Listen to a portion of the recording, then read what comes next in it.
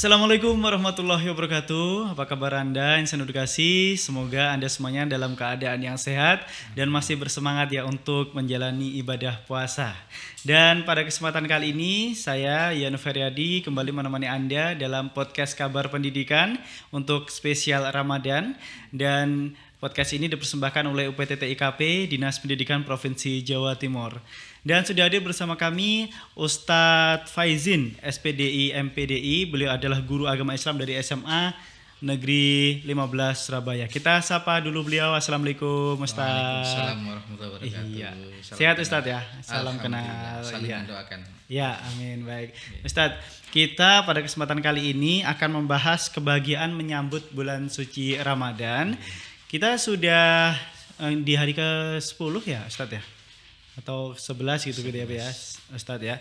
Baik, nah siapa sih Ustadz yang tentunya perlu ini merasakan kebahagiaan ketika sudah masuk di bulan Ramadan begitu Ustadz?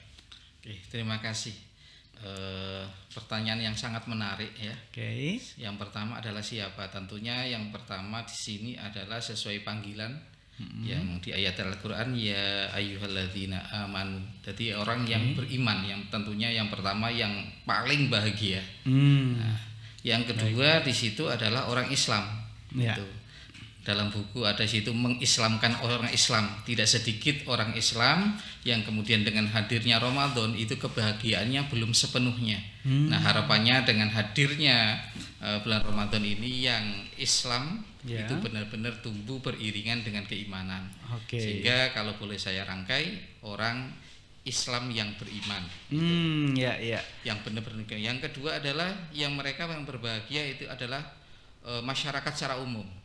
Karena kebahagiaan hadirnya Ramadan itu tidak hanya untuk orang-orang Islam, tetapi di sini masyarakat umum. Artinya di sini dengan hadirnya Ramadan, ekosistem untuk perekonomian itu semakin peningkatan kebutuhan. Sehingga hadirnya orang-orang yang mungkin kebetulan belum beragama Islam di sini support untuk kehidupan itu dibutuhkan. Dan yang ketiga yang menurut saya yang bahagia itu adalah anak-anak. Karena di sini mereka kangen dengan suasana Ramadan, baik itu pada waktu saat sahur, kemudian mereka patrol atau pada zaman Nabi itu juga diingatkan ketika anak-anak misalnya dia makan ya misalnya seperti itu. Tapi kemudian dia ditanya, apakah kamu tadi pagi makan? Iya. Nah, kalau mau silakan dilanjutkan nanti pada sampai berbuka. Bahkan dihadirkan dalam hadis Nabi itu dijelaskan, dihadirkan permainan-permainan sehingga anak-anak di sana itu menikmati permainannya dan tidak terasa itu ternyata sudah menjelang waktu maghrib. Sehingga di sini pendekatannya adalah pendekatan dunianya anak-anak seperti itu. Baik.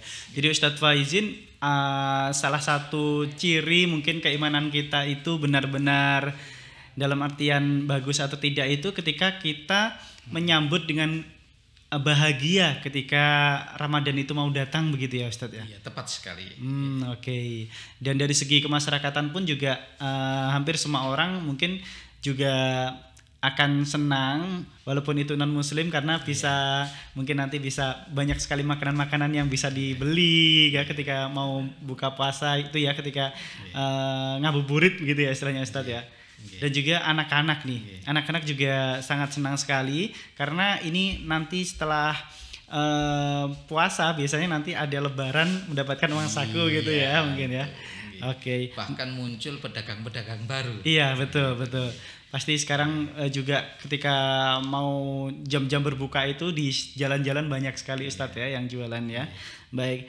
Nah, Ustadz, khususnya bagi orang yang beragama Islam, kemudian yang beriman nih. Kenapa atau mengapa kita harus bahagia begitu Ustadz? Apa sih keutamaannya bulan Ramadan ini sehingga kita harus bahagia begitu? Pertanyaan yang luar biasa. Setidaknya saya temukan ada 5 alasan pokok dalam beberapa kitab Sahih dan Bukhari, Sahih Bukhari dan Sahih Muslim itu. Yang pertama, kenapa kita harus bahagia. Yang pertama adalah karena ini adalah masa bulan pendidikan moderasi dan toleransi. Oh, gitu. Oke. Jadi saya melihat di sini banyak masyarakat yang awalnya tidak terbiasa dengan perbedaan, justru dengan lahirnya perbedaan ini ditunggu-tunggu. Ambil contoh pada masa Nabi itu ada seorang sahabat yang dikirim ke Suriah, dulu namanya Syam itu. Di sana ada tugas, kalau kita jaraknya antara Madinah dengan ke Suriah kalau jalan kaki kurang lebih 20 hari. Nah, di sana itu menentukan awal puasanya itu di malam Jumat. Sekembali ke Madinah, kemudian bertanya dengan sahabat yang ada di Madinah, ditanya, kamu bulan puasanya hari apa? Saya malam Sabtu. Nah, kemudian ditanya kembali, kenapa kamu nggak ikut saya aja yang Kamis malam Jumat? Ikut Muawiyah? Tidak, karena ini adalah perintah dari Rasul. Artinya di sini masyarakat itu sangat bahagia karena punya kebebasan untuk menentukan kapan ia berpuasa sesuai dengan hilal yang dia lihat, ruqyah yang mereka lakukan maupun hisab yang mereka lakukan. Sehingga di sini kalau kita lihat dalam ada hasil tesis disertasi salah satu mahasiswa UIN Sunan Ampel Surabaya yang meneliti jumlah torekot kurang lebih se-Indonesia itu kurang lebih 83. Ya, sehingga kita bahagia dengan Bhinneka Tunggal Ika, beragam tapi kita tetap satu Islam, seperti itu. Baik. Yang kedua, alasan besar kenapa kita harus bahagia. Karena yang kedua di bulan ini adalah bulan Junnah, yaitu bulan perisai. Dimana kalau dari sisi kriminologi maupun sisi patologi, yaitu tentang kriminalitas dan lain-lain, itu otomatis di bulan Ramadan itu menurun. Karena ini menjadi kontrol sosial. Karena di dalam bulan Ramadan ini ditegaskan oleh Nabi, kalau sudah Ramadan, kalau sudah puasa, maka di sini jangan ngomong kotor-kotor, wala yarfat. Itu. Kemudian jangan mengumpat, walaupun mungkin bisa dicaci, dimaki, maka katakan ini soim, aku ini sedang puasa, ini soim, saya sedang berpuasa. Maaf Ustaz, ini berarti apa yang termasuk di orang yang hanya mendapatkan lapar dan haus saja itu Ustaz, kalau masih tetap mengumpat tadi, atau termasuk itu? Tepat sekali. Jadi kalau bahasa Nabi, kamin soimin laisa lahul jaza ilal ju' wal atos. Berapa banyak orang yang berpuasa itu tidak mendapatkan balasan dari Allah. Padahal dalam hadis Nabi yang lain, wa ana ajzibihi, aku ini akan membalas orang-orang yang berpuasa. Artinya pahala puasa tak terukur, hanya Allah yang tahu. Namun di sisi lain, ya ini yang kasihan ini Ustaz. Jadi orang-orang yang hanya menggugurkan kewajiban, hanya sebatas ritual, tampak di depan orang seperti puasa, tapi substansi hakikat dari puasa yaitu menahan secara perilaku, baik itu yang lisan menjadi perwakilan isi hati, lisan yang menjadi perwakilan isi otak, itu bisa dilihat dari lisannya. Sehingga harapannya di sini cacian atau apapun itu bisa ditanggapi dengan tentang ini soim, saya sedang puasa. Sehingga kontrol untuk emosi itu jauh lebih baik. Dan semarah apapun orang kalau sudah di bulan Ramadan, insya Allah kebanyakan kalau di luar Ramadan nggak bisa menahan, di sini di bulan Ramadan kebanyakan bisa menahan. Itu. Kemudian yang ketiga, alasan terbesar kenapa kita harus bahagia di sini adalah kebanyakan ada perintah-perintah Rasulullah di mana ketika kita berpuasa kita kan disuruh untuk berbuka. Nah, dalam hadis Muslim itu dijelaskan ada dua kebahagiaan yang saling beriringan. Ketika orang ini benar-benar berpuasa dengan sesuai dengan mangkoma, jadi benar-benar mendirikan, maka yang pertama adalah ketika dia berbuka, yang kedua adalah ketika dia bertemu dengan Tuhannya. Artinya apa? Ketika dia berpuasa, maka di sini ada proses refleksi diri, merasakan empati bagaimana yang dulunya dia tidak pernah lapar, dulunya yang dia tidak pernah kehausan, akhirnya dia merasakan, oh seperti ini rasa haus, oh seperti ini rasa lapar. Sehingga dia bertemu, kata Imam Al-Ghazali dalam kitab Ihya Ulumuddin, man arafa nafsahu arafa rabbahu. Siapa yang mampu mengenali dirinya, maka otomatis dia akan mengenali Tuhannya. Ternyata semuanya itu adalah titipan belaka. Sehingga di bulan kebahagiaan ini tidak sedikit orang yang kemudian berbagi tanpa disuruh, seperti itu. Betul. Sebenarnya ada 5 ini, Ustadz. Apa boleh dilanjutkan? Boleh, Ustadz, silakan, Ustadz. Kemudian yang keempat, rahasia besar. Karena di bulan Ramadan ini adalah promo penebusan dosa. Ya, ini. Jadi promo penebusan dosa bagi yang mau. Ibarat kita ke Indomaret, ke beberapa toko ya. Kalau ada promo kan tidak mesti semua orang akan mau mengambil. Karena untuk masuk ada harga dibayar.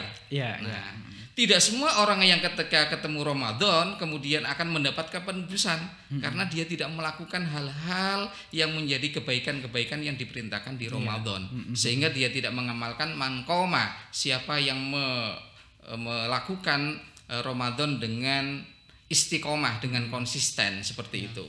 Sehingga ditutup yang kelima kebahagiaannya adalah karena di sini promo tiket masuk surga. Kalau dijelaskan dalam Sahih Muslim itu, di situ adalah futtihat abwabul jannah. Jadi pintu-pintu surga itu dibuka. Kenapa di sini di hadis ini kok redaksinya pintu-pintu? Karena tidak semua orang itu memiliki hobi kesamaan ibadah yang sama. Oh ya, ada yang ini ya suka ya lebih kuat di mana begitu Ustaz ya.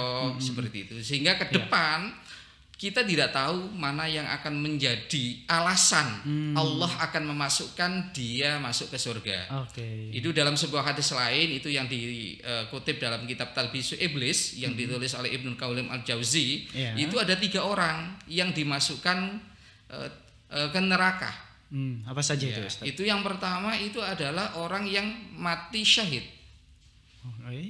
Tapi kemudian dimasukkan neraka gara-gara ketika perang dia niatnya ternyata ingin dikenal sebagai pahlawan. Oh, jadi tidak ikhlas karena Allah begitu, Ustaz ya? Yang kedua itu adalah orang yang mengajarkan Al-Qur'an dan mengamalkan Al-Qur'an. Ternyata selama dia mengamalkan, seperti saya guru agama, kepengin dikenal sebagai ini, ya ternyata saya di sana kecelik. Nah, bahasanya gitu.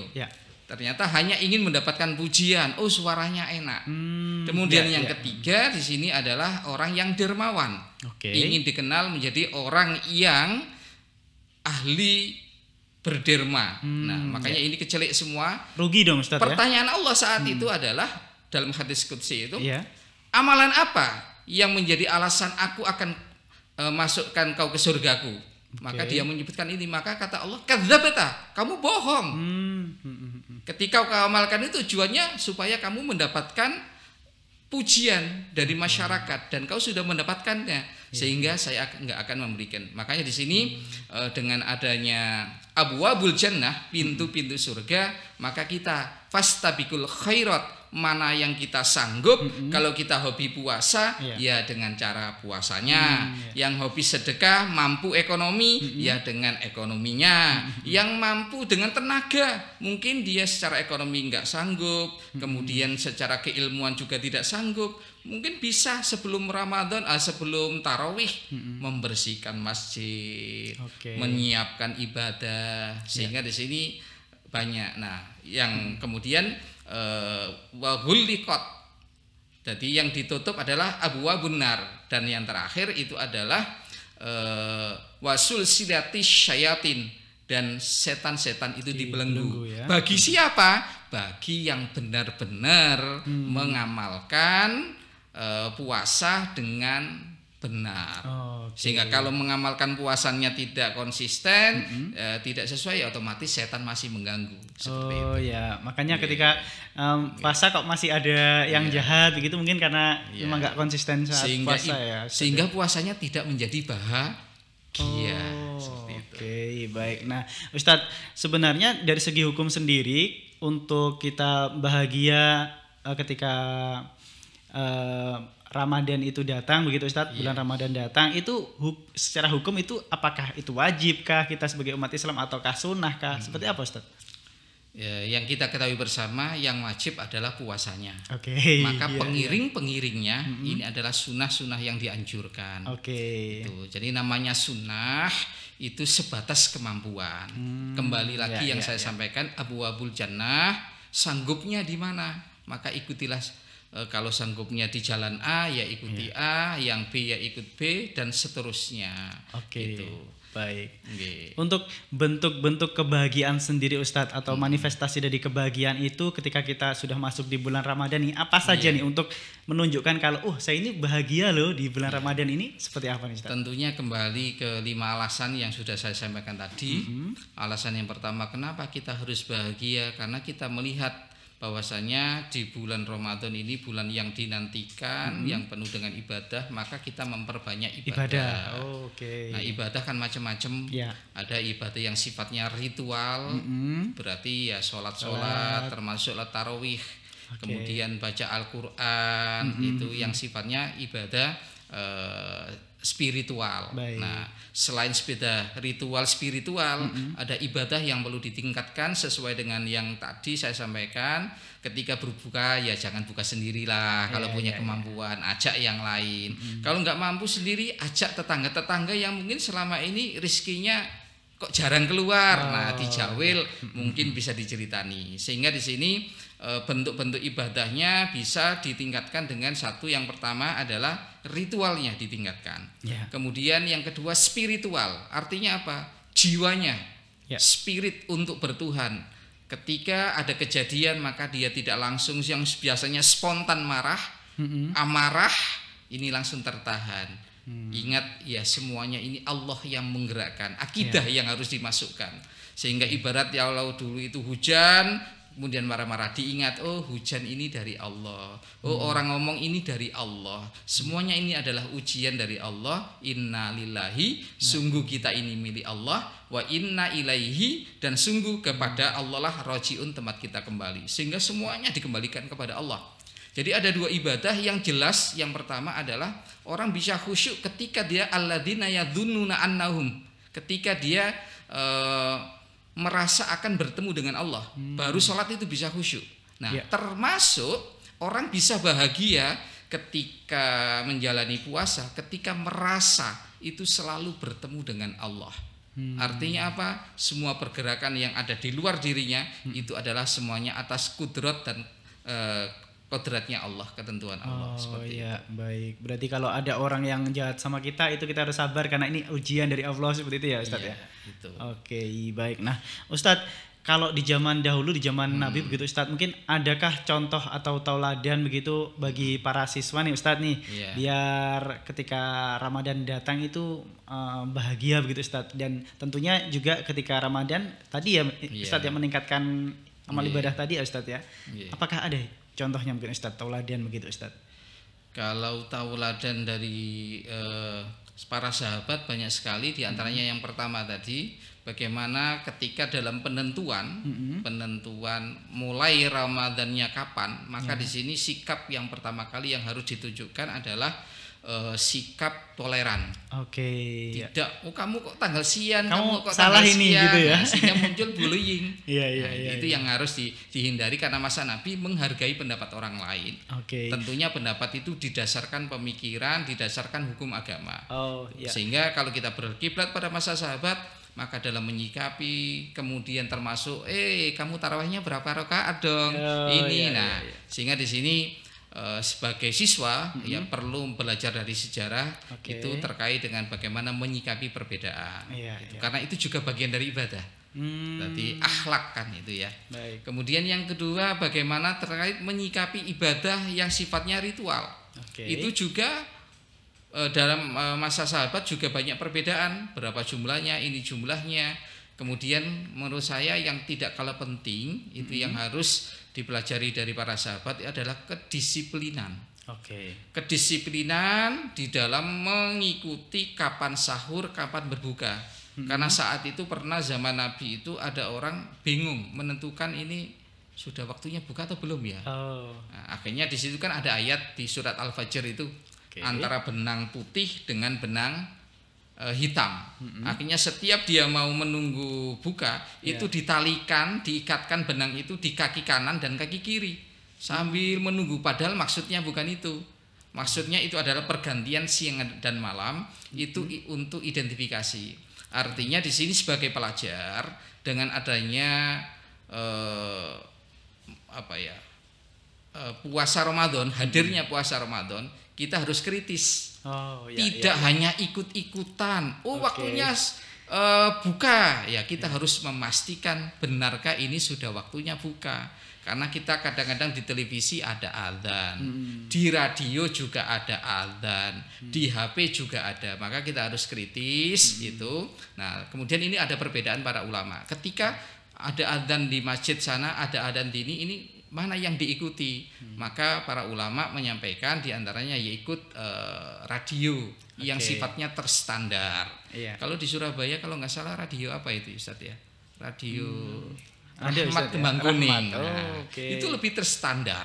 Karena pada zaman Nabi itu ada yang bingung, utamanya saat sahur mendengar adzan. Bilal itu adzan. Allahu Akbar, bingung. Loh, kok sudah waktunya sahur? Nah, kemudian mendatangi Kanjeng Nabi curhat, usah bingung. Itu tunggu nanti adzan kedua. Yang di adzan saya lupa nama sahabatnya itu. Nah, itu adzan untuk fajr. Makanya kita kan ada fajar sodik, ada fajar kidhib. Seperti itu. Nah, ini pertanda. Adzan yang pertama itu adalah menggugah orang-orang yang mungkin belum persiapan untuk sahur, persiapan. Yang belum tahajud, ada waktu tahajud seperti itu, sehingga tahajud itu dilaksanakan sebelum sahur. Baik Ustadz, ini karena kita mau selesai ya Ustadz ya. Mungkin bisa kita simpulkan Ustadz nih apa dari kesimpulan kita hari ini yang sudah kita bahas tadi Ustadz. Terima kasih terkait dengan gembira atau bahagia menyambut Ramadan. Itu bisa kita ambil khususnya bagi para siswa SMA yang 3 tahun itu dijalani untuk mengambil masa depan. Maka di sini yang perlu dipelajari dari Ramadan ini adalah manajemen diri, artinya persiapan. Kebahagiaan itu perlu persiapan itu. Sehingga persiapan diri ini perlu ditingkatkan dengan cara identifikasi kemampuan, identifikasi kapan saatnya untuk melakukan. Sehingga agama Islam ini agama lengkap. Bahagia itu bukan sesuatu yang majanan, yang sifatnya gratisan, tetapi harus dipersiapkan. Karena kesuksesan itu adalah atau kebahagiaan milik orang yang hari ini merencanakan, bukan yang datang dengan seperti ceritanya Imam Abu Hanifah. Di situ ada seorang laki-laki yang ditanya, kenapa kamu tidak bekerja? Semua sudah diatur oleh Allah. Nanti rezeki datang sendiri. Rezeki datang sendiri. Padahal nggak gitu konsepnya ya Ustaz ya. Itu yang terjadi pada zamannya Imam Abu Hanifah. Akhirnya disampaikan, diberikan penjelasan. Nah, termasuk bahagia. Tidak semua orang di bulan Ramadan ini bisa merasakan bahagia. Bagi orang-orang yang bersiap, maka dia lebih mudah untuk bahagia. Tapi setidaknya dengan adanya Ramadan ini, mungkin yang ketika awal itu belum bahagia, kemudian di situ ada orang-orang yang berempati, kemudian terjadi pergesekan secara psikis, secara spiritual, maka mereka bisa ikut bahagia semuanya karena ada kedisiplinan di keluarga.